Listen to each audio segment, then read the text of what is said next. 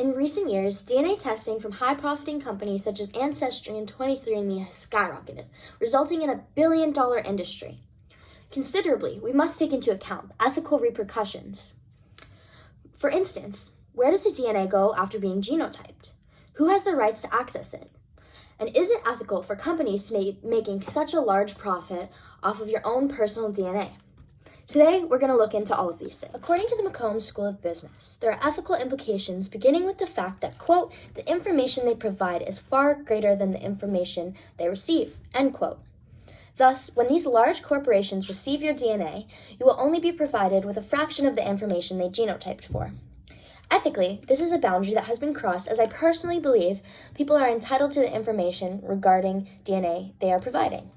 Next, through the case of Lori Collett versus Ancestry, one can see that it is apparent consumers are being misled when providing their DNA.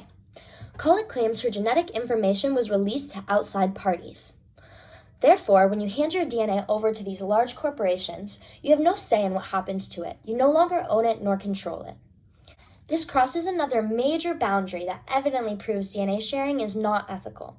In fact, once you share your DNA, it may be shared with pharmaceutical companies that share stakes in Ancestry or 23andMe to develop new drugs, according to the McCombs Business School. Some other stakeholders include Google and public/private research facilities. Finally, there's little idea on how long these companies will hold your DNA for. For example, the McCombs School of Business states, quote, 23andMe could keep their physical spit sample and genetic data it contains for up to a decade. Considering all of the implications regarding what happens when one provides a DNA sample, there's no telling on what it could be used for over the course of a decade. To conclude, once you provide DNA samples to these profiting companies, it no longer belongs to you, and your rights cease to exist, making it possible for the company to do whatever they want with it.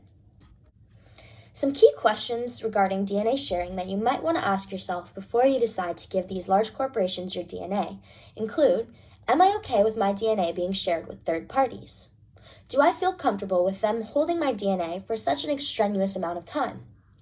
Will they provide me with all of the information they genotyped for? And am I okay with large companies profiting off of my own personal DNA?